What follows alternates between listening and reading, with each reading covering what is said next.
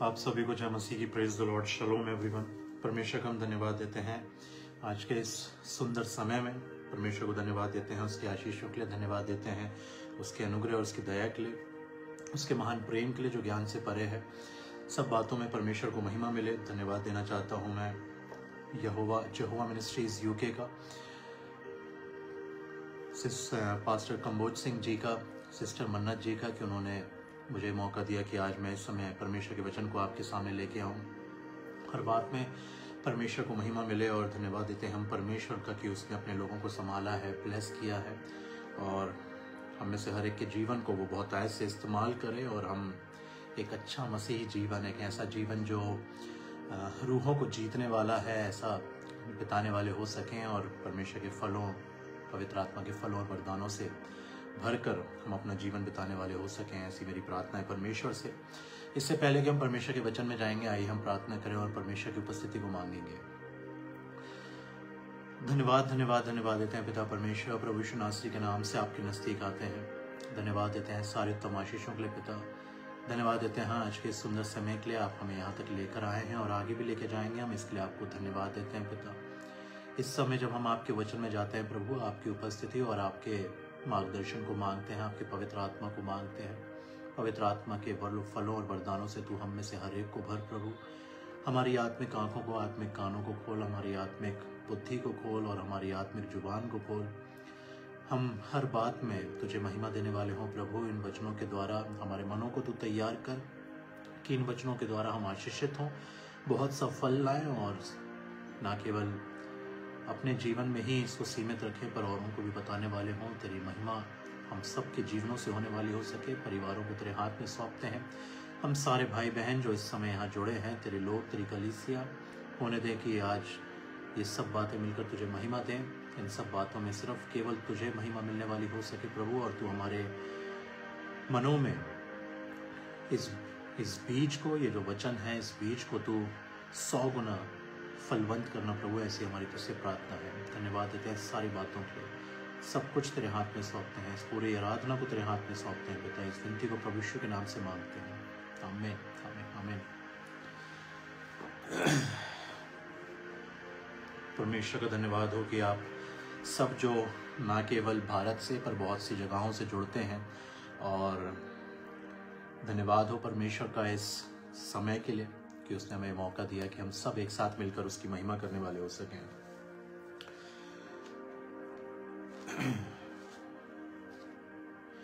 मेरे लोगों, मैं और आप इस बात को जानते हैं कि वचन हमें इस बात को बताता है कि परमेश्वर का, प्रभु यीशु मसीह का जो लहू है वो मेरे और आपके पापों के लिए बहाया गया है।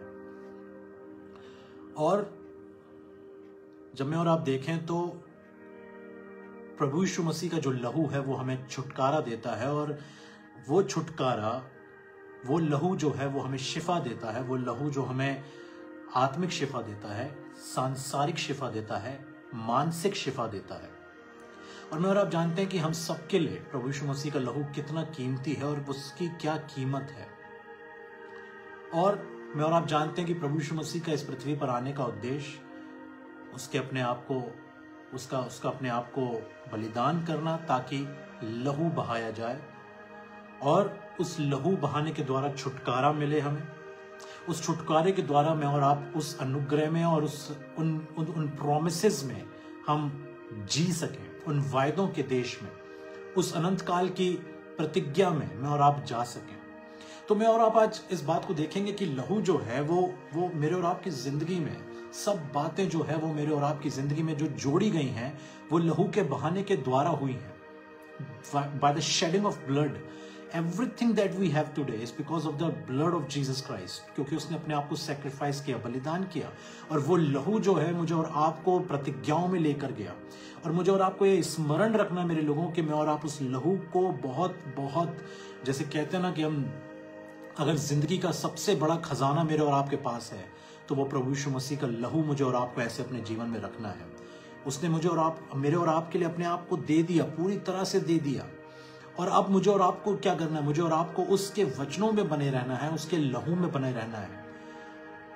क्योंकि मैं और आप जानते हैं, देखिए ये बिल्कुल ऐसा है, अगर एक व्यक्ति वो कहीं से फ्लाइट लेगा, अगर उसको इजराइल जाना है और उसकी फ्लाइट दिल्ली से है और वो बॉम्बे जाकर ये बोले कि नहीं मुझे तो यहाँ से फ्लाइट लेनी है, पर उसकी फ्लाइट का जो उसकी आइटनरी है वो दिल्ली एयरपोर्ट से है, तो उसको दिल्ली आना पड़ेगा ताकि वो अपनी फ्लाइट पकड़े। उस फ्लाइट में जहां पर उसको, जिस जगह पर उसने जाने का निर्णय लिया है, उसकी डेस्टिनेशन जो इजराइल वो जाना चाहता है, वैसे ही मुझे और आपको इस समझना होगा कि हमारी जो डेस्टिनेशन है, जो इटर्नल लाइफ है, that is our destination, the eternal life. We cannot be there without the blood. हम वहां प्रभु यीशु मसीह के लहू के बिना नहीं जा रहे। और इस लहू के द्वारा मुझे और आपके, जिसको जो प्रभु ने हमारे लिए बहाया है, जो शिफा मिली है, मुझे और आपको जिंदगी में सबसे पहली प्राथमिकता उसके लहू को देनी है, उसके अनुग्रह को देनी है, उसके बलिदान को देनी है। और आप देखिए, अगर मैं और आप वचन से, मैं और आप आज इसको देखेंगे, और अगर आप देखें कि ना केवल वचन इस बात को बताता है, मसीही हम सब जानते हैं, इस बात को बड़ी गंभीरता से जानते हैं, पर अगर आप देखें मत्ती और उसका 27, अगर आप मत्ती 27 निकालेंगे तो लिखा है कि जो पिलातुस था उसने, अगर 24 में देखेंगे, मत्ती 27:24, जब पिलातुस ने देखा कि कुछ बन नहीं पड़ता परंतु इसके विपरीत हुल्लड़ बढ़ता जाता है, तो उसने पानी लेकर भीड़ के सामने अपने हाथ धोए और कहा, मैं इस धर्मी के लहू से निर्दोष हूं, तुम ही जानो। और सब लोगों ने उत्तर दिया, इसका लहू हम पर और हमारी संतान पर हो। अब एक बड़ा भेद, अब एक बड़ी चीज।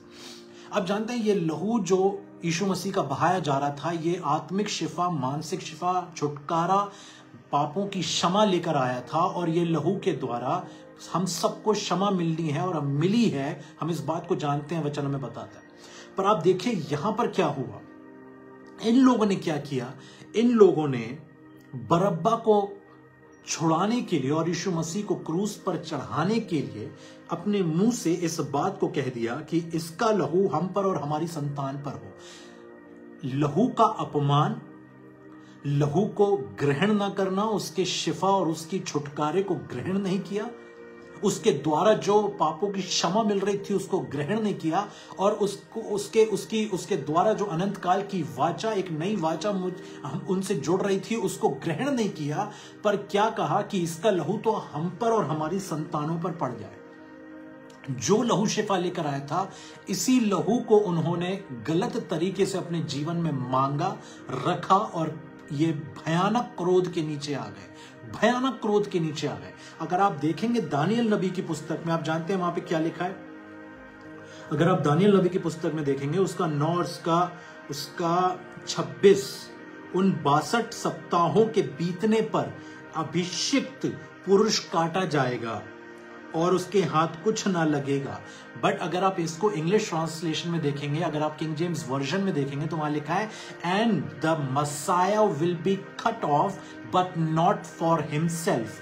आगे क्या कहता है परमेश्वर का वचन, और आने वाले प्रधान की प्रजा नगर और पवित्र स्थान को नष्ट तो करेगी।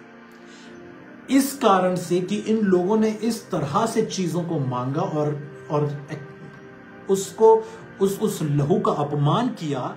जो राजा आया उसने सब कुछ तहस नहस कर दिया। मेरे लोगों, समझने वाली बात है, जो लहू मुझे और आपको शिफा देने आया है, जो लहू मुझे और आपको छुटकारा दे रहा है, जो लहू यीशु मसीह का मुझे और आपको इस दुनिया के पापों से आजाद कर रहा है, जो लहू मुझे और आपको वायदों में लेके जा रहा है, जो लहू मुझे और आपको अनंत काल के जीवन में ले जा रहा है, हर तरह की आशीषों में रखा है, सुरक्षा में रखा है। जब वो लहू का अपमान हुआ, जब वो लहू को सही रीति से ग्रहण नहीं किया गया, लिखा है कि दानियल नबी की पुस्तक में लिखा है कि फिर एक प्रधान आया और उसने सब कुछ, उस प्रजा ने नगर और वहां के पवित्र स्थान को नष्ट कर दिया। फिर से देखते हैं मैं और आप क्या कह रहा है परमेश्वर का वचन। वह परंतु उस प्रधान और आने वाले प्रधान की प्रजा नगर और पवित्र स्थान को नष्ट तो करेगी। क्यों करेगी? क्योंकि लहू का अपमान हुआ, क्योंकि लहू को अपने जीवन से अपमानित किया। और आज परमेश्वर का वचन क्या कहता है? क्या तुम नहीं जानते कि तुम परमेश्वर के, तुम्हारी देह पवित्र आत्मा का मंदिर है? जो इसको नष्ट करेगा वह उसको नष्ट करेगा। तो परमेश्वर मुझे और आपको क्या बता रहा है कि ये चीज जो उस समय हुई, ये आज भी हमारे ऊपर लागू है। और अगर मैं और आप इसको देखेंगे तो मुझे और आपको समझ में आएगा कि मैं और आप आज ये नहीं कह सकते हैं कि मैं और आप अगर आप लहू का अपमान अपने जीवन से करेंगे और लहू को मैं और आप सही रीति से अगर अपने जीवन में नहीं लेंगे तो हम we will be exempted, we will not see the consequences. और हम ये सोच रहे हैं कि कुछ भी नहीं होगा, सारी चीजें जो हैं वो अपनी रीति से चलती रहेंगी। नहीं, उस समय लोगों को लगा ठीक है बरअब्बा छूट गया, यीशु मसीह को मार दिया, और कुछ समय बीता, लोगों को लगा भाई साहब जीत गए, बहुत बड़ी बात, कोई कुछ नहीं होने वाला, भरे कुछ नहीं। भूल गए वर्ड में क्या लिखा है कि जो फिर अगर ऐसा होगा कि जब Messiah will be cut off and but not for himself, and the prince will come and will destroy the city and the sanctuary, वो जाकर सब कुछ नष्ट करेगा। जब लोग आज लहू का अपमान करेंगे, परमेश्वर के पुत्र के लहू को अपमान करेंगे, किस तरह से पाप में रहकर, पाप में जीवन बिताकर, तो फिर वो पलटेगा और वो क्रोध के नीचे आ जाएंगे। और ये मैं नहीं कह रहा हूं, ये बात अगर आप देख लेंगे तो आपको इस बात को स्पष्ट रूप से आप और मैं इब्रानी में देख सकते हैं, इब्रानियों और उसका 10 और उसका 26। क्योंकि सच्चाई की पहचान प्राप्त हो जाने के बाद यदि हम जानबूझकर पाप करते रहे तो पापों के लिए फिर कोई बलिदान बाकी नहीं है। परमेश्वर का वचन कह रहा है, ये मैं नहीं कह रहा, मेरे शब्द नहीं है।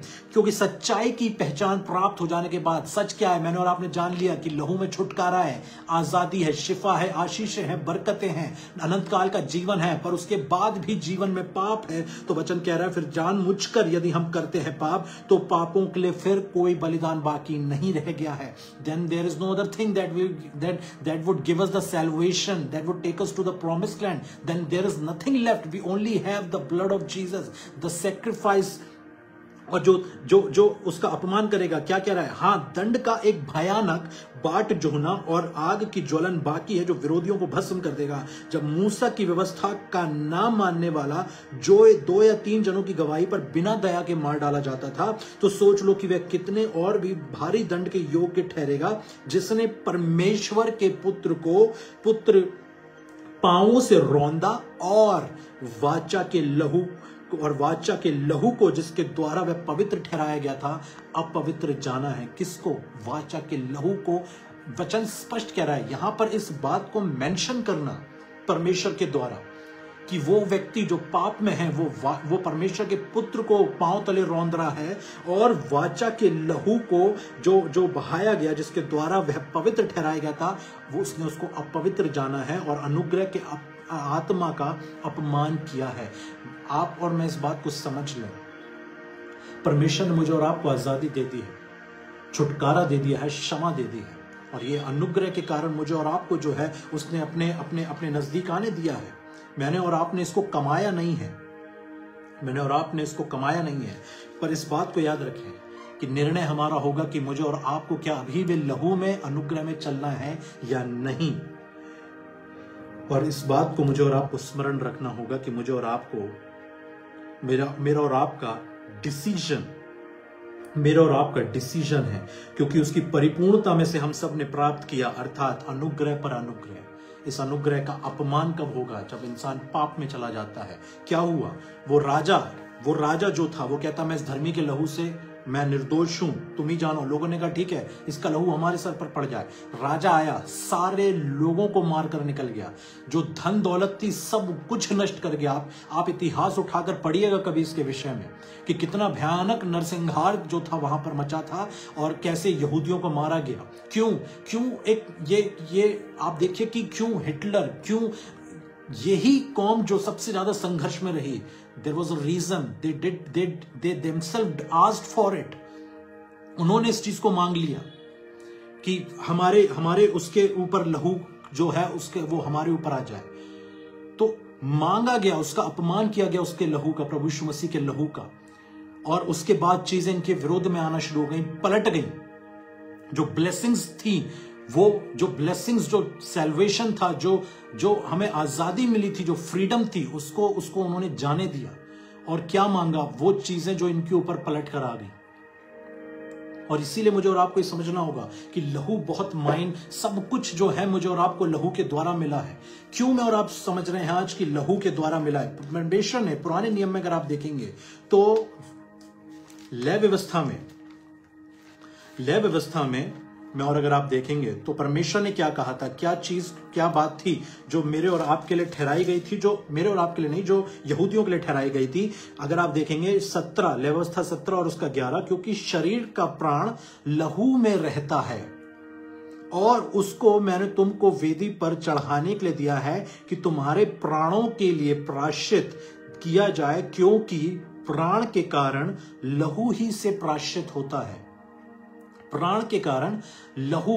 तो अगर एक इंसान को दंड देना है तो उसका जो, अगर आप वचन क्या कह रहे हैं कि जानवरों का जो लहू होगा उससे प्रायश्चित होगा। और इसलिए फिर वचन आगे कहता है, इस कारण मैं इस्राएलियों से कहता हूं कि तुम में से कोई प्राणी लहू ना खाए, और जो परदेशी तुम्हारे बीच में होता है वह भी कभी लहू ना खाए। परमेश्वर ने कहा था मांस के साथ उसके साथ लहू नहीं खाना, उसको वेदी के बाजू में उंडेल देना। ऑलराइट, तो लहू से जो है वो प्राणों का प्रायश्चित होता है। क्यों? क्योंकि जो शरीर का प्राण है वो लहू में रहता है, तो लहू ही के द्वारा प्रायश्चित किया जा सकता था। और इसीलिए अगर मैं और आप देखेंगे तो यीशु मसीह का मनुष्य बनकर आना इस पृथ्वी पर जरूरी था और उसने किया। और मुझे और आपको पता है कि परमेश्वर का वचन कहता है और अनुग्रह और सच्चाई से परिपूर्ण होकर उसने हमारे बीच में वास किया। और मैं और आप देखते हैं कि यीशु मसीह शरीर में आकर उस लहू को बहाता है और प्रायश्चित देता है सारे जगत के प्राणों का, और उसके सारे जगत के पापों के लिए वो प्रायश्चित करता है और अपने प्राण को देता है। और उसके लहू बहाए जाने के द्वारा मुझे और आपको शिफा मिलती है। और इस लहू को लोगों ने अपमानित किया, अमेजिंग बात देखिए, परमेश्वर का वचन यूहन्ना की किताब में इस बात को बताता है। अगर मैं और आप देखें 19,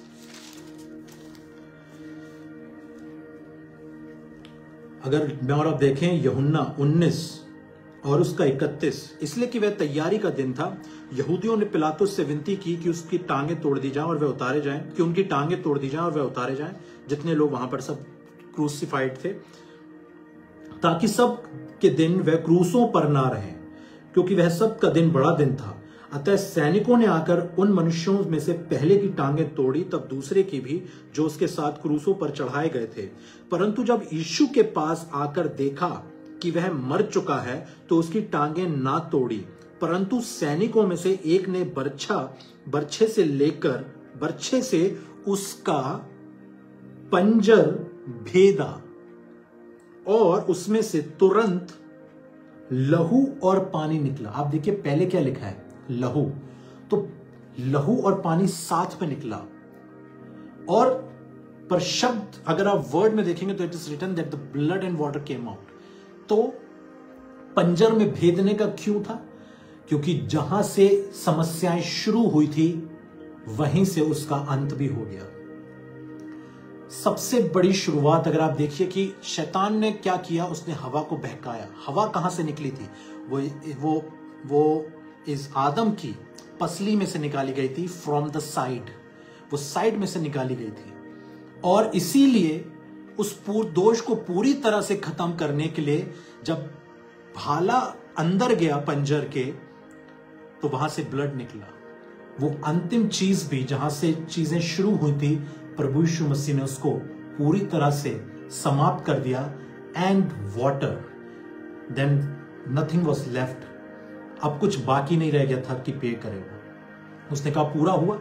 वो जो अंतिम दोष उसका था, उसके हवा के उस काम को करने के द्वारा, तो वो भी पांजर से जो था वो लहू से, उसके किनारे से शुरू किया गया था ये सब कुछ, और किनारे से ही उस पर एंड हुआ और लहू निकला और लहू निकला। और मुझे और आपको समझना है मेरे लोगों की, परमेश्वर का लहू जो ये अद्भुत है, जो उसने सब चीजों को अपने, जैसे हम कहते हैं अद्भुत युक्ति करने वाला पराक्रमी परमेश्वर है प्रभु यीशु मसीह। सब कुछ उसने जो किया उसने अद्भुत रीति से करा। सब चीजों में बड़े बड़े भेदों को उसने पूरा किया। और जब मैं और आप पढ़ते हैं तो मुझे और आपको इस समझ में आता है कि मैं और आप इसको देख सकते हैं। There was a reason. ऐसा नहीं था कि कोई भाई मन हुआ उसने कहा कि जी चेक करो, तो क्योंकि ये भविष्यवाणी पहले हो चुकी थी। जब मिस्र से इजरायली निकल रहे थे, राइट, तो क्या हुआ, परमेश्वर ने कहा कि जो तुम मेमना खाओगे उसको फुर्ती से खाना, उसकी कोई हड्डी नहीं तोड़ी जाएगी उसको। और उसको उन्होंने कंटिन्यू करा और वो पर्व मानते थे और उस चीज को उन्होंने फॉलो किया। और उसके बाद जब यहां में और आप देखते हैं तो यीशु मसीह की कोई हड्डी नहीं तोड़ी गई, क्योंकि जब प्रॉमिस लैंड में ये लोग निकल रहे थे तो परमेश्वर ने कहा था जो मेमना तुम वध करोगे उसकी कोई हड्डी मत तोड़ना, उसको कड़वे साग पात के साथ खाना। और तब जब तुम ये कर लोगे, वाचा के देश में तुम प्रवेश करने वाले रहोगे, तुम यात्रा में निकल जाओगे। यहां क्या हुआ, यहां कोई हड्डी नहीं तोड़ी गई। पर जब वध हो गया, प्रभु यीशु मसीह ने प्राण त्याग दिए और सब बातें पूरी हुई और लहू बहाने के द्वारा मुझे और आपको, संसार को शिफा मिली। तो मेरे लोगों, मुझे और आपको समझना है कि लहू, अगर मैं और आप देखें कि मुझे और आपको शिफा देता है, एक बहुत बड़ी बात थी जो प्रभु यीशु मसीह ने मेरे और आपके लिए लहू को बहाया और उसके बाद मुझे और आपको शिफा मिली। अगर मैं और आप निकालें इफिसियों 1:7 स्पष्ट हमें बताता है, हमको उसके लहू के द्वारा छुटकारा अर्थात अपराधों की क्षमा और उसके उस अनुग्रह के धन के अनुसार मिला, जिसे उसने सारे ज्ञान और समझ सहित हम पर बहुतायत से किया। सारे ज्ञान और समझ सहित हम पर बहुतायत से किया, क्योंकि उसने अपनी इच्छा का भेद उस भले अभिप्राय के अनुसार हमें बताया, जिसे उसने अपने आप में ठान लिया था कि समयों के पूरे होने का ऐसा प्रबंध हो कि जो कुछ स्वर्ग में हो, जो पृथ्वी पर है, सब कुछ वह मसीह में एकत्रित करे। द बिगिनिंग कहां से है कि हमको उसके लहू के द्वारा छुटकारा मिला है। उस लहू के द्वारा सब कुछ पे कर दिया गया मेरे और आपके लिए। पर मुझे और आपको ये समझना है कि हम लहू का अपमान नहीं कर सकते। मैं और आप लहू को अपने जीवन से कितनी प्राथमिकता देते हैं, कितना मैंने और आपने इस बात को स्मरण रखा है कि मैं और आप जो हैं, यदि किसी पाप में हैं तो वो लहू का अपमान होगा। लोग आज जब चलते फिरते हैं, जब काम करते हैं, क्या मुझे और आपको स्मरण रहता है that we are in the promises because of the blood and we have to be sure कि हमारे जीवन में ऐसा कोई काम ना हो जिससे लहू का, परमेश्वर के पुत्र का, ये बिल्कुल स्पष्ट वचन कह रहा है कि वो पांव से रौंदा जाना और वाचा के लहू को जिसके द्वारा वह पवित्र ठहराया गया था, अपवित्र जाना उस व्यक्ति ने। सारी आशीष मुझे और आपको इसी लहू में मिलती है और इसलिए मुझे और आपको किसी भी तरह से डरने की जरूरत नहीं है। मैं और आप प्रोटेक्टेड हैं, हम लहू के अंदर हैं। बस समझने वाली बात है कि जब मैं और आप लहू के अंदर हैं तो लहू में जो परमेश्वर ने, प्रभु यीशु मसीह ने क्या कहा, यदि तुम मुझ में बने रहो और मेरा वचन तुम में बना रहे तो जो चाहे मांगो वह तुम्हारे लिए हो जाएगा। तो इसका मतलब ये नहीं है कि मैं और आप यीशु मसीह के, हम कहते हैं कि हम वचन पर चलने वाले हैं, हम तो वचन को फॉलो करते हैं पर उसको तोड़ते भी जा रहे हैं, मोल्ड भी करते जा रहे हैं। नो, फिर मैं और आप, यह अपमान है परमेश्वर के लहू का। जैसे यहूदियों ने यीशु मसीह को पकड़वा दिया और कहा कि नहीं, इसका लहू हमारे सर पर आने दो, कोई दिक्कत नहीं। अपनी इच्छा पूरी करने के लिए परमेश्वर के पुत्र को पकड़वाना है ये। जब मैं और आप अपनी इच्छा के कदम बढ़ाएंगे, जब मैं और आप चुगली करने के लिए बैठेंगे, जब मैं और आप किसी की बुराई करने के लिए बैठेंगे, जब मेरे और आपके जीवन से किसी को ठोकर लगेगी, जब मेरे और आपके जीवन से कोई ऐसा काम होगा जो परमेश्वर के वचन के विरोध में है, दिस इज नॉट गुड, ये अच्छा नहीं है। क्योंकि ये परमेश्वर एक इस रूप से देखता है कि वो जानबूझकर किया गया पाप है। लोगों को मैंने अक्सर देखा है, वो ये कहते हैं कि नहीं, हम तो ग्रेस में हैं, तो हम चाहे कितने भी पाप करें तो फिर उनके जीवन से वो लगे हैं, किसी भी तरह के जीवन को जी रहे हैं। ऐसा नहीं है। क्या प्रभु यीशु मसीह ने नहीं कहा कि चाहिए कि तुम सिद्ध बनो क्योंकि तुम्हारा स्वर्गीय पिता सिद्ध है? ये मेरे शब्द नहीं, प्रभु यीशु मसीह इस बात को कह रहे हैं। और आप जानते हैं कौन लहू के अंदर है? देखिए, लहू सबके लिए है, पूरे संसार के लिए है। पर क्या आपने इस बात को गंभीरता से सोचा है कि मत्ती 7:7 क्या बोलता है? मत्ती 7:7 क्या बोलता है?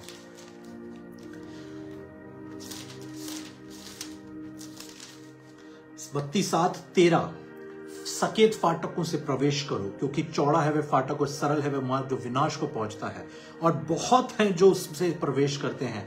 क्योंकि सकेत है वह फाटक और कठिन है वो मार्ग जो जीवन को पहुंचता है, और थोड़े हैं जो उसे पाते हैं। लहू सबके लिए है, पर उसमें चलने वाले थोड़े हैं।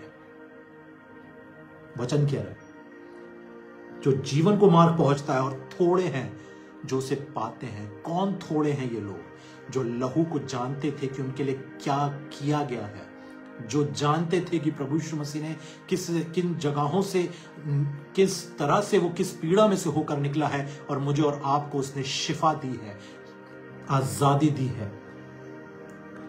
किस तरह से वो हमारे पापों को लेकर क्रूस पर चढ़ गया अपने लहू को बहाने के लिए। किस तरह से उसने कोड़े खाए कि मुझे और आपको शिफा मिले, आत्मिक, संसारिक, मानसिक, रूहानी शिफा देने के लिए, शरीर में शिफा देने के लिए वो कोड़े खाकर मेरे और आपके लिए बलिदान हुआ।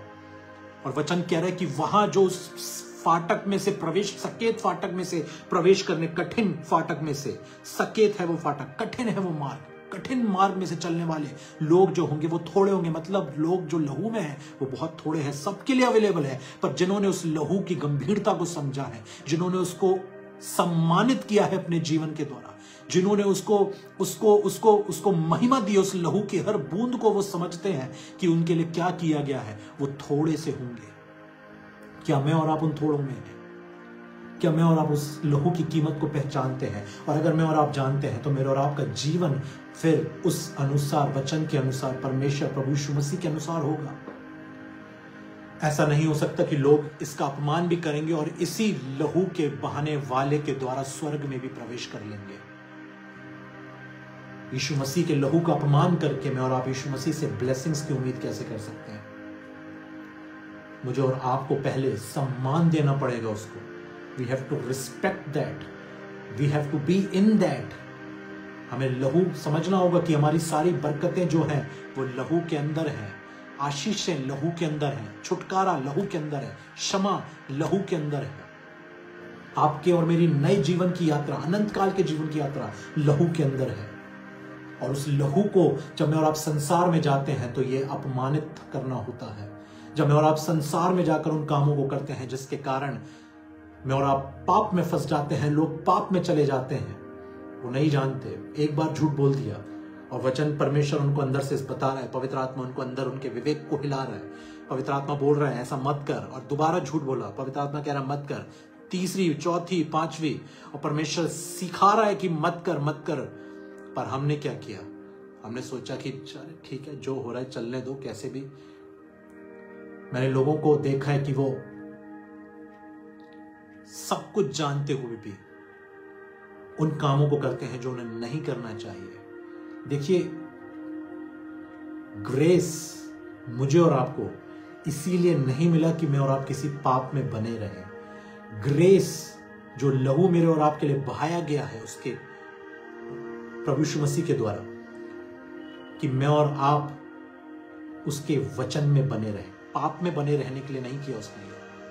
मुझे और आपको वचन में बने रहने के लिए देने उसने अपनी कुर्बानी दी है, कि मैं और आप इस बात को समझें कि वचन ही मेरे और आपके जीवन में फल ला सकता है, कि मैं और आप उससे जुड़े हैं, उसके लहू को जानते हैं, समझते हैं और उससे जुड़े हुए हैं और फलवंत होते जा रहे हैं। मैंने ऐसे लोगों को देखा है जो चर्च के बड़े बड़े स्थानों पे बैठे हुए हैं, and they are defiling that place with their habits. वो उन जगहों को अपने पाप के द्वारा भयानक तरीके से उसको उन्होंने डिफाइल कर रखा है, दूषित कर रखा है। लहू का अपमान है ये। उसके लौते पुत्र उसके लौते पुत्र को पांव से रौंदने के जैसे परमेश्वर इस बात को देखता है। और मैं और आप जानते हैं कि जब मैं और आप कुरिन्थियों की किताब में इस बात को देखते हैं तो परमेश्वर ने इस बात को स्पष्ट रूप से बताया था कि जो कोई इस लहू को अनुचित रीति से लेगा वो दंड का भागी जरूर होगा। मैं नहीं कहता हूं, परमेश्वर का वचन कह रहा है। इसलिए जो कोई अनुचित रीति से प्रभु की रोटी खाए या उसके कटोरे में से पिए वह प्रभु की देह और लहू का अपराधी ठहरेगा। स्पेसिफिकली मेंशन्ड है ये। God was so specific about it. He is so specific about it. कि अगर तुम ये काम करते हो अनुचित रीति से, तुमने लहू को, उसके देह को थामने की कोशिश करी, तो तुम फिर दंड के भागी हो जाओगे। वह प्रभु की देह और लहू का अपराधी ठहरेगा।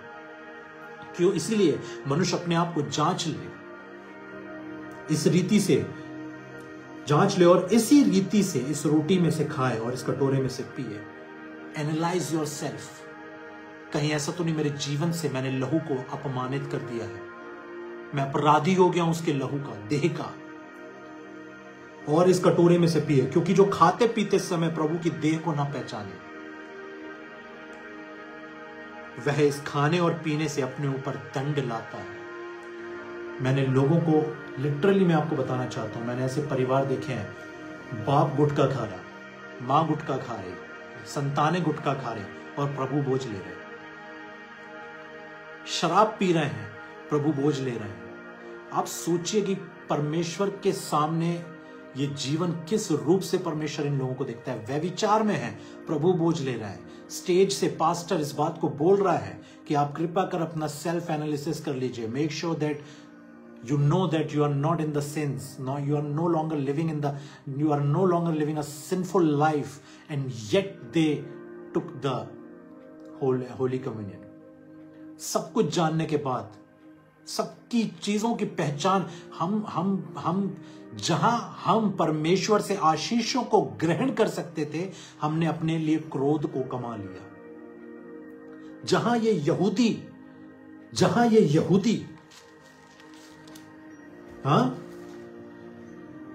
जहां ये लोग, ये फरीसी लोग, ये यहूदी लोग आशीषित हो सकते थे, इन्होंने अपने लिए क्रोध को कमा लिया।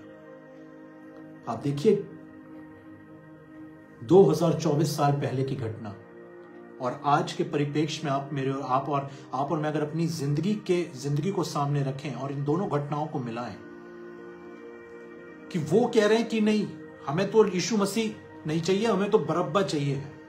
आज लोग कह रहे हैं मुझे यीशु मसीह नहीं चाहिए, मुझे संसार चाहिए, मुझे वो व्यभिचार चाहिए, मुझे वो नशा प्यारा ज्यादा है, मुझे वो गंदी गंदी बातें फोन पर प्यारी हैं, मुझे वो बुराई करना, वो मैं कैसे छोड़ दूं उस व्यक्ति के बारे में तो मैं सबको बताऊंगा, कैसे छोड़ दूं उसने मेरे साथ क्या क्या नहीं किया। आप परमेश्वर के हाथ में छोड़ दो, बदला लेना उसका काम है। परमेश्वर ने कहा, कोई ये ना कहे कि मैं बदला लूंगा, कि मैं पलटा लूंगा, कि जो उसने मेरे से किया मैं उससे वैसा ही व्यवहार करूंगा। मेरे लोगों, मैंने आप जानते हैं, और मैं आपको इस बात को सच में अपनी जिंदगी में अनुभव के रूप में बता रहा हूं। मैंने, ये मेरे परिवार के लिए भी है, मेरे लिए, मेरे परिवार के लिए, मेरे परिवार के लोगों के लिए, समाज के लिए, हर व्यक्ति के लिए है। मैंने जो अनुभव किया है, जो मैंने देखा है, लोगों के पास 2 बाइबलें जानते हैं आप। एक वो बाइबल है जिसे वो सारी संसार के लिए रखते हैं, उस बाइबल से वो सबको जज करेंगे, उस बाइबल से वो सारी चीजों को देखेंगे। और एक बाइबल उन्होंने अपने परिवारों के लिए रखी हुई है, और उस बाइबल की आयत को जब उनका परिवार का व्यक्ति कुछ गलत करता है तो उसको घुमा फिरा कर उसको सही साबित करते हैं। मैं कहता हूं ये 2 लोग, ये 2 बाइबलें रखने वाले लोग हैं, जबकि बाइबल एक ही है, वचन एक ही है, पर इन्होंने एक तो वो बाइबल रखी है जो सच में परमेश्वर ने हमें दी है, एक वो वचन है इनके पास, एक वो वचन है जो इनका दिमाग पैदा करता है, जो वचन को घुमाकर वचन को गलत तरीके से रखने की कोशिश करता है। क्योंकि परिवार के लोग ज्यादा महत्वपूर्ण हैं। संसार को तो हम हर तरह से बाइबल से जज करेंगे, पर जब परिवार के लोग गलत निर्णय लेते हैं, जब परिवार के लोग वचन के विरोध में जाते हैं तो हम उनको छेड़ना नहीं चाहते, क्योंकि हम वचन को फिर घुमाना शुरू करते हैं। अरे प्रेम बहुत बड़ा होता है। प्रेम का मतलब यह नहीं है कि आप शैतानी बातों को एंटरटेन करें। क्या यीशु मसीह ने जब हाथ में कोड़े लिए, क्या वो प्रेम नहीं करता था? जो लोग यीशु मसीह को कीले ठोक रहे हैं, जो मार रहे हैं, जिन्होंने उस पे हाथ लगाया, हे पिता इन्हें क्षमा कर, क्योंकि ये नहीं जानते क्या करते हैं। किनके लिए कह रहा है वो? क्या उनसे प्रेम नहीं करता था वो? क्या पतरस से प्रेम नहीं करता था? आकर 3 बार उससे पूछा, हे पतरस क्या तुम मुझसे प्रेम रखता है? वो पतरस जिसने 3 बार इनकार कर दिया, क्या उससे प्रेम नहीं रखता था? पर जब उसने कहा, हे प्रभु ऐसा कभी ना हो कि तू क्रूस पर चढ़े, हे शैतान तू परमेश्वर की बातों पर नहीं पर संसार की, मनुष्यों की बातों पर ध्यान करता है। हम प्रेम को आड़ लेकर अपने मकसद पूरा करना छोड़ दें, क्योंकि परमेश्वर इस बातों को देख रहा है। और आप और मैं इस बात को समझें कि जब मैं और आप परमेश्वर के अधीनता में हैं, जब हम लहू की अधीनता में हैं, हम किसी इंसान की अधीनता में नहीं हैं, हम मसीह की अधीनता में हैं। लोग आज अपने वर्किंग प्लेस पर अपने बॉस को खुश करने के लिए सिर्फ चापलूसी की बातें करते हैं। वो भूल जाते हैं उनकी शिफा लहू से मिली है, यीशु मसीह से मिली है। उनकी शिफा उनके बॉसों ने, उनके मालिकों ने नहीं दी उनको। और जब उनको सही बात बोलने की बात आती है, वो वचन को घुमाते हैं। नहीं, प्रेम सबसे बड़ा है। उस प्रेम का बहाना लेके अपने मकसदों को, अपनी इच्छाओं को, अपने कामों को फिट करने की कोशिश करते हैं और भूल जाते हैं कि हम लहू की अधीनता में हैं। जब सही चीज को सही बोलने की बारी आती है तो हम गलत ठहराते हैं उसको कि नहीं भैया ये तो ठीक है, चलता है। गलत को सही, सही को गलत करने लगते हैं। मुझे और आपको याद रखना मेरे लोगों कि मुझे और आपको यीशु मसीह के सिंहासन के सामने खड़ा होना है, लोगों के सिंहासन के सामने खड़ा नहीं होना है। और इसीलिए समझिए इस बात को कि जो शिफा मुझे और आपको मिली है वो यीशु मसीह के द्वारा मिली है। आप जानते हैं यिर्मयाह नबी से परमेश्वर ने कितनी चेतावनी इजरायलियों को दी, कितनी चेतावनी इजरायलियों को मिली, पर वो अपने हट पर चलते रहे। यहां तक कि परमेश्वर के मंदिर में मूर्तियां स्थापित कर दी उन लोगों ने। परमेश्वर ने सबको गुलामी में भेज दिया बेबीलोन के, और अपना भवन फुकवा दिया उसने, क्योंकि लोगों को प्राथमिकता देने की आदत है। वो भूल गए कि ये आजादी परमेश्वर ने उनको दी है, ये भवन उसने बनवाया था, ये वाचा का देश उसने दिया था, और वो सोच रहे थे कि कोई देख नहीं रहा है। आज लोग ये भूल गए कि ये लहू से मुझे और आपको शिफा मिली है। लोग ऐसे ट्रीट करते हैं जैसे उन्हें किसी और ने आजाद किया है। लोग ऐसे बिहेव करते हैं, ऐसे लाइफ साइकिल में हैं जैसे उन्हें लगता है कि नहीं भाई साहब हमें तो सब कुछ ऑटोमेटिक मिल गया है।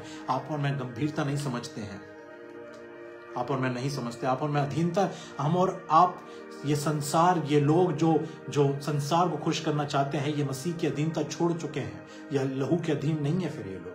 क्योंकि वचन कहता है वो मार्ग कठिन होगा, वो फाटक सकरा है, वो सकेत फाटक है, वो कठिन मार्ग है, और थोड़े लोग हैं। मतलब वो थोड़े लोग लहू को जानते थे कि उनके लिए क्या किया गया, और उस लहू में अधीनता में, उस लहू में चलते रहे और वाचा के देश पहुंच गए। और बहुत से हैं जो उस लहू उनके लिए था, तो यीशु मसीह का अनुग्रह उनके लिए था, तो पर उन्होंने संसार को, बरअब्बा को, व्यभिचार को, नशे को अधिक प्रिय जाना। लहू का अपमान करना एक जिंदगी के लिए बहुत खतरनाक है। मुझे और आपको, और आप देखिए कि कितनी सारी बातें मेरे और आपके जीवन में परमेश्वर ने आशीषों के रूप में जोड़ी है, क्योंकि हम प्रभु यीशु मसीह के द्वारा छुटकारे में चल रहे हैं। संसार में कितनी बेचैनी है, मैं अपने फैमिली से हमेशा बोलता हूं कि परमेश्वर ने हमें हर तरह से ब्लेस्ड करके रखा है। Why? क्योंकि हमने एक बात को, जो परमेश्वर ने जो हमें अनुग्रह दिया, सब कुछ उसका किया हुआ है, बट चलना और उसके पीछे चलना और प्रतिदिन अपना क्रूस उठाकर चलना, यह आपका और मेरा निर्णय होता है। You and your family will have to take the decision. आपको ये बताना होगा अपने परिवार में, अगर कोई व्यक्ति ऐसा गलत काम कर रहा है कि भाई साहब तुम भी वही काम कर रहे हो जो उन यहूदियों ने, फरीसियों ने, सदूकियों ने किया था, कि बरअब्बा मांगने के चक्कर में यीशु मसीह को उन्होंने क्रूस पे चढ़वा दिया। आज तुम यीशु मसीह को क्रूस पर नहीं चढ़वा पा सकते, क्योंकि वो तो मृत्यु पर उसने फतेह पा ली है, उसने शैतान का सर कुचल दिया है और वो अनंत काल के लिए जीवित है। पर आज तुम उसकी देह का और उसके लहू का अपमान कर रहे हो। और इस बात को स्मरण रखे मेरे लोगों, वो पाप छोटा हो चाहे बड़ा हो, पाप पाप है परमेश्वर की दृष्टि में। हनन्याह सफीरा ने एका किया पाप के लिए, एका किया। क्या हनन्याह, देखिए समझने वाली बात है, आप समझिए इस बात को कि इस तरह से अगर हम ये आड़ लगाते हैं कि नहीं प्रेम सब चीजों में सबसे बड़ा है, तो फिर परमेश्वर ने हनन्याह और सफीरा को क्यों मार दिया? क्यों ऐसा हुआ कि ये दोनों एक ही दिन में मर गए? क्योंकि सफीरा कह सकती थी, सफीरा कह सकती थी, प्रेरितों 5 में आप देख लीजिए, हनन्याह गिर पड़ा और प्राण छोड़ दिया और सब सुनने वालों पर बड़ा भय छा गया।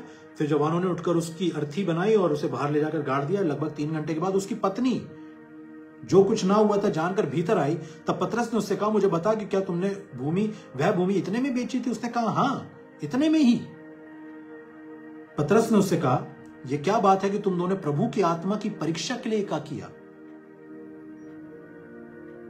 और तेरे पति के गाड़ने वाले द्वार ही पर खड़े हैं और तुझे भी बाहर ले जाएंगे। और तुरंत उसके पांव गिर पड़ी और प्राण छोड़ दिए, और जवानों ने उसको भीतर आकर उसे मरा पाया और बाहर ले जाकर उसके पति के पास गाड़ दिया।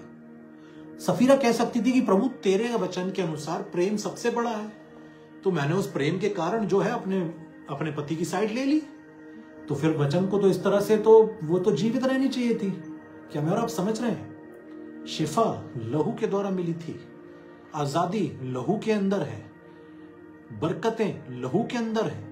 जब मैं और आप लहू से बाहर जाने की कोशिश करेंगे, निर्णय मेरा और आपका होगा और उसके आउटकम भी होंगे, और उसको आप और मैं बहाने से कवर अप नहीं कर पाएंगे।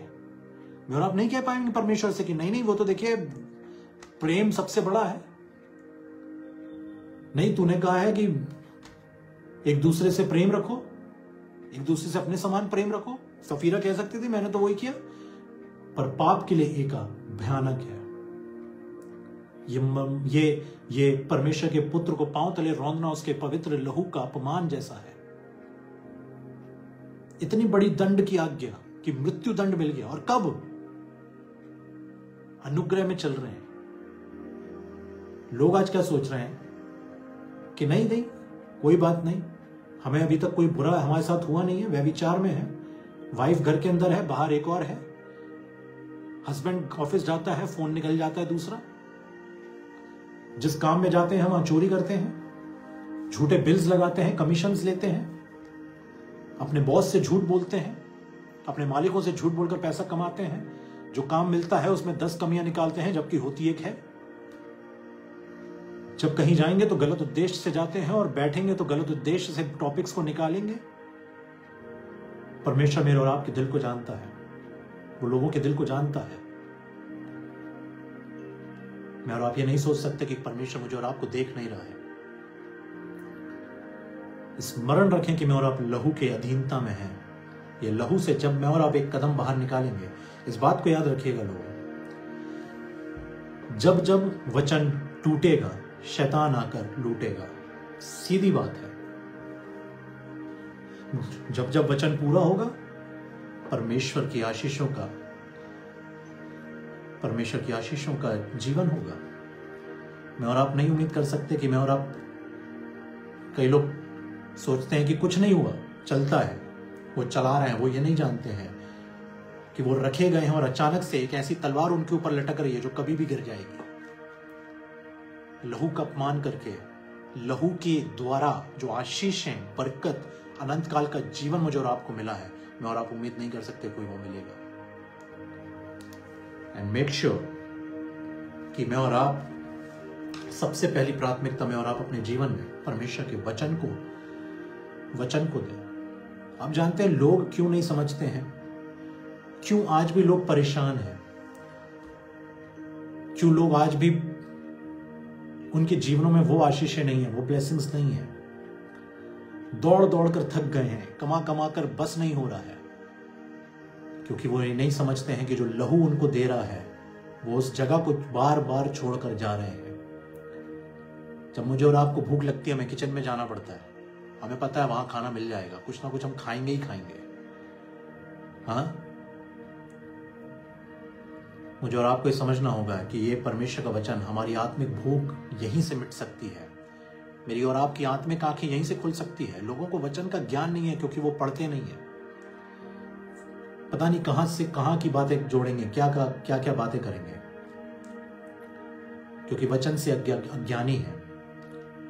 परमेश्वर क्या कहता है? मेरी प्रजा नष्ट हो रही है क्योंकि अज्ञानी है। जो सिखाने वाले हैं उनमें से कई लोग अज्ञानी हैं। आप जानते हैं परमेश्वर का वचन क्या कह रहा है?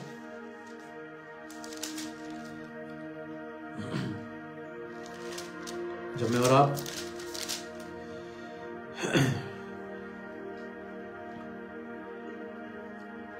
यशायाह 56:10, उसके पहरुए अंधे हैं, वे सबके सब अज्ञानी हैं। पहरुए कौन? जो लोग, याजक जो उस समय थे। इजरायली अगुओं को ताड़ना के विषय में लिखा है। जो याजक, जो पुरनिये थे, वचन कह रहा है कि वो सब अज्ञानी हैं। सब अज्ञानी हैं। क्यों? वचन नहीं पढ़ते। पद चाहिए, पोस्ट चाहिए। वचन को पढ़ना वो दूर दूर तक नहीं है। मैं ऐसे चर्चेस में गया जहां पर मैं देखकर हैरान था कि अगर चीजें गलत हो रही हैं तो लोग बढ़ चढ़कर उस चीज को सपोर्ट कर रहे हैं। क्यों? Because they do not know the word, they do not know that they are alive because they are in the grace. वो ये सोचने लगते हैं कि जीवन चल रहा है तो चलने दो, अच्छी बात है, कोई समस्या नहीं।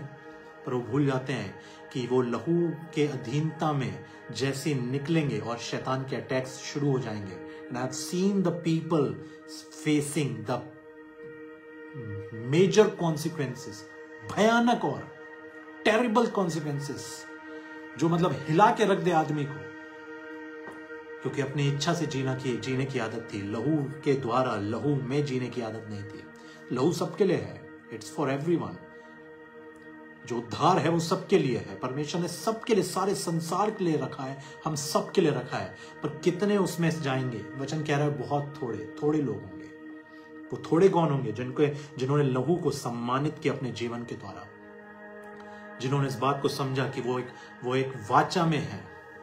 ये लहू मेरे, ये प्रभु यीशु मसीह क्या कह रहा है? ये कटोरा मेरे लहू में नई वाचा है, जब कभी पियो मेरे स्मरण के लिए यही किया करो।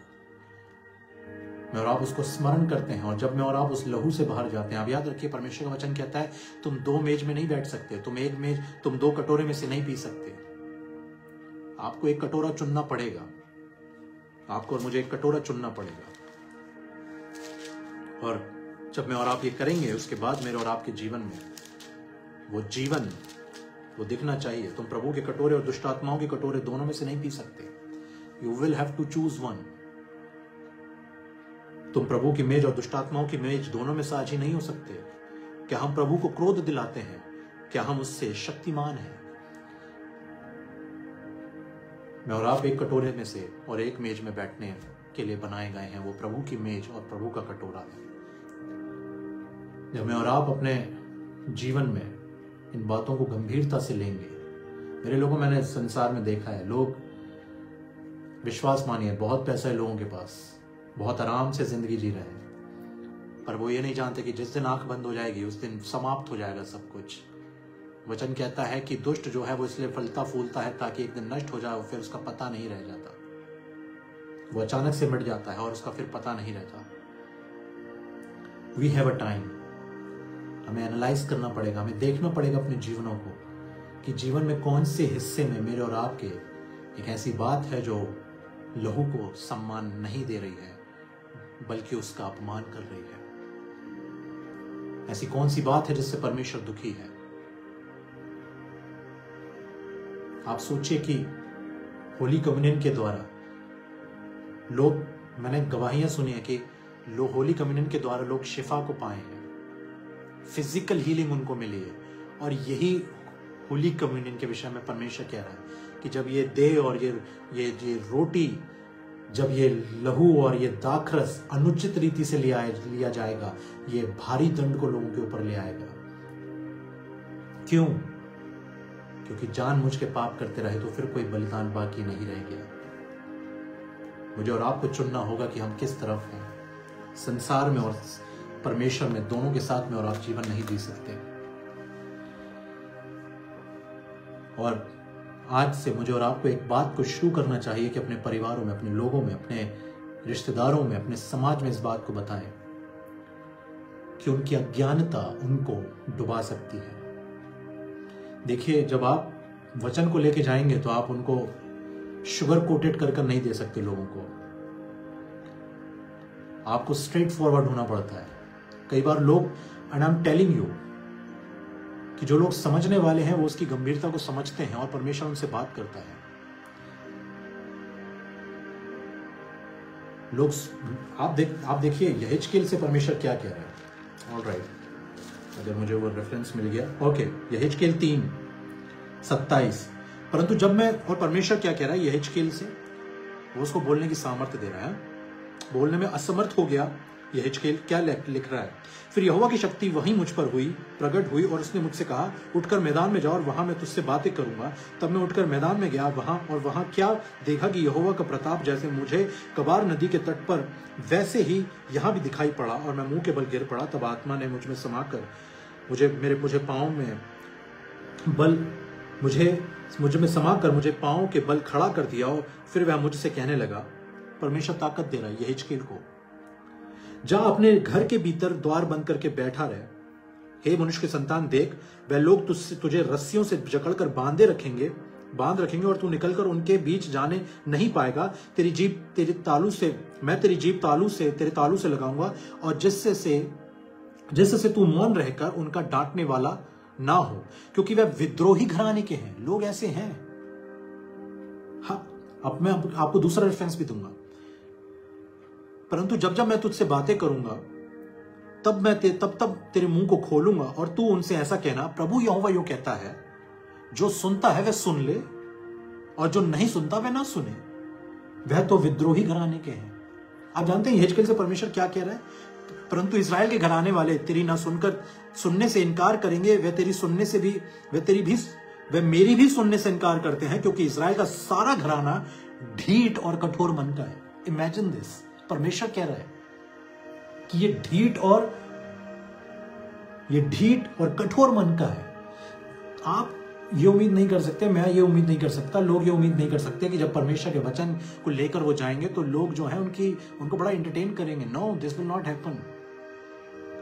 When you will be straightforward, जो परमेश्वर का वचन है, जब आप उसको शुगर कोटेड नहीं दे सकते, जब आप उसको स्ट्रेट फॉरवर्ड देंगे, people may reject you, they would ignore you. And आपको रिजेक्ट करना नहीं, वो परमेश्वर के वचन को रिजेक्ट करना है। वो नहीं समझते कि लहू की अधीनता क्या है, लहू क्या है, कैसे मुझे और आपको ब्लेसिंग मिल सकती है, लोगों को ब्लेसिंग मिल सकती है।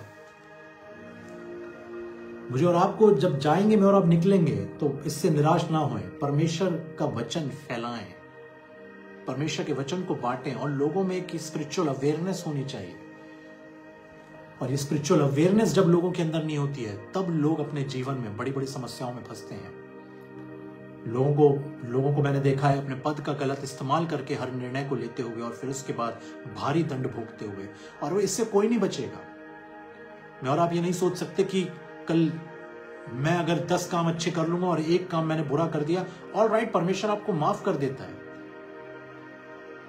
But the consequences will be there. You can not expect कि मैं कभी इस लहू के अधीनता से निकलकर संसार की अधीनता में चला जाऊं। कुछ काम वहां कर लूं और फिर लौट कर आ जाऊं तो मुझे क्षमा मिल जाएगी। हम सबको मिली है, हमारे सबके काम बुरे थे, बहुत ही बुरे थे, प्रभु ने क्षमा किया, पर उसके साथ लोग उसका आउटकम भी देखते हैं। जो ब्लेसिंग्स दाऊद के जीवन से चली गई वो उसको कभी नहीं पता चली। मूसा उस वाचा के देश में नहीं जा पाया। हनन्याह सफीरा से जब सच्चाई पूछी गई, आप देखिए हनन्याह तो मर गया, सफीरा के पास अभी भी मौका था कि वो अपने प्राणों को बचा सकती थी, पर पति के साथ मिलकर एका किया झूठ बोलने का। भूल गई कि उसको शिफा प्रभु यीशु मसीह के लहू के द्वारा मिली है। वो लहू की अधीनता में है, संसार की बनने की कोशिश करी, निपट गई। लोग नहीं समझते हैं कि जब वो लहू को ये उनका निर्णय है कि वो क्या प्रभु यीशु मसीह के पीछे चलना चाहते हैं या वो लोग संसार में चले जाना चाहते हैं। और जब लोग लहू के उस ग्रेस से निकल जाते हैं, वो ये सोच रहे हैं कि भाई साहब कुछ हुआ नहीं तो हम ठीक हैं, जीवित हैं, स्वस्थ हैं, ऑफिस जा रहे हैं, घर आ रहे हैं। उनको नहीं पता जो तलवार उनके ऊपर लटक रही है किसी भी दिन गिर जाएगी अचानक से। मेरे और आपकी सबसे बड़ी ताकत परमेश्वर का वचन, उसका लहू, उसकी अधीनता, जो मुझे और आपको वाचा के देश में, अनंतकाल के देश में लेके जाएगी। जब उसके साथ मजाक होगा तो भुगतान जो है वो इंसान को करना है, परमेश्वर को नहीं करना है। हम ये भूल जाते हैं कि जब गलत इंसान करता है और जब उसका निर्णय पाप में बने रहने का होता है तो उसके रिजल्ट इंसान ही को देखना होता है। उसका रिजल्ट से आकाश या संसार या स्वर्ग नहीं हिलने वाला है। उसका परिणाम उस व्यक्ति को भुगतना होगा। तो मेरे लोगों, और जब मैं और आप लहू में हैं, proclaim it and be faithful to the lord. उसके लहू में आपको क्या नहीं मिलेगा? सब कुछ हाजिर है, उसने अपने आप को दे दिया। तो मैं और आप जब लहू को लेकर पास जाते हैं, पिता से मांगते हैं, वो हमें देता है। Because he remembers that my son had shedded his blood for them, and now in that blood they have every blessings of the world. उस लहू में सारी आशीषें हैं। हमारे प्रभु यीशु मसीह को बड़ा आदर और महिमा मिले, केवल वही इसके योग्य है। उसकी महिमा युगान युग होती रहे। उस सारी महिमा और आदर का हकदार सिर्फ प्रभु यीशु मसीह है। वही सिर्फ आदर और महिमा को पाने वाला हो। आप सोचिए कि उसने मेरे और आपके लिए कितने बड़े द्वार को खोला, पर खुद कहां से निकला है वो। जब मैं और आप कोई भी निर्णय लें, किसी भी काम को करें, किसी भी बात को बोलें, कहीं भी जाएं, जब कदम बढ़ते हैं, जब जीभ से शब्द निकलने पर हो, स्मरण रखें कि आप और मैं लहू में हैं, अनुग्रह में हैं। वो कुर्बानी जो मेरे और आपके लिए दी गई है वो कोई आम बात नहीं है। मेरे लोगों, प्रभु यीशु मसीह हम सबको आशीषित करें, हम सबको समझ और ज्ञान से भरें, हम सबको ये बुद्धि दें कि हम उसके साथ बने रहें और उसके हर एक लहू की बूंद को अपने जीवन से आदर और महिमा देने वाले हों। आइए हम प्रार्थना करें। धन्यवाद धन्यवाद धन्यवाद देते हैं पिता परमेश्वर, प्रभु यीशु के नाम से आपके नजदीक आते हैं। धन्यवाद पिता आपके इकलौते पुत्र के लिए, उसके मारे जाने के लिए, गाड़े जाने के लिए और फिर जी उठने के लिए। प्रभु धन्यवाद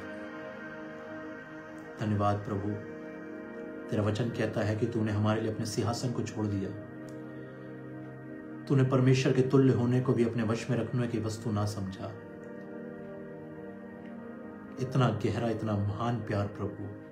इस प्यार में तू हम सबको बनाए रखना, हमें इस प्रेम से भरना, ताकि हम भी लोगों से ऐसा प्रेम करने वाले हों। और होने दे प्रभु कि हम सबसे पहला स्थान तुझे, तेरे लहू को देने वाले हों, क्योंकि हम जानते हैं तेरे लहू में सारी आशीषें हैं, बरकतें हैं। तेरे लहू में शिफा है, तेरे लहू में ही केवल छुटकारा है और पापों की क्षमा है। हम में से हर एक प्रभु जिनके जीवन में अगर ऐसी कोई भी बात है जो तेरे वचन के विरोध में है, तो तू उसे अपने दया भरे हाथों से, सामर्थी हाथों से दूर कर। हमारी आत्मिक आंखों को खोल, आज लोगों की आत्मिक आंखों को खोल प्रभु, ताकि वो देख सकें कि यदि वह तेरे लहू में है तो सब कुछ है, पर यदि उन्होंने तेरे लहू का अपमान किया है तो यह भयानक है। हमें से सबकी मदद कर प्रभु, तेरे वचन में हम बने रहें, तुझ में बने रहें, तुझसे एक आत्मा हो जाए प्रभु, ताकि प्रभु तेरे प्रेम में तेरी छाती से हमेशा लगे रहने वाले हो सके। धन्यवाद प्रभु तेरी सारी आशीषों के लिए। धन्यवाद पवित्र आत्मा के लिए प्रभु, जो हमारा बेस्ट फ्रेंड है प्रभु, जो तेरा आत्मा है, जो हमें सिखाता है, बढ़ाता है। हम जब कमजोर होने लगते हैं तो हमें उठाता है, तेरे वचनों को स्मरण दिलाता है। हमारी सहायता कर प्रभु कि हम में से हर एक का जीवन तुझे ग्रहण योग्य हो और हर दिन हर सांस में तुझे आदर महिमा देते रहे, तेरी ही महिमा और स्तुति के भजन गाते रहे, तेरे वचन पढ़ते रहे और तुझसे प्रार्थना करते रहे, तेरे साथ साथ चलते रहे।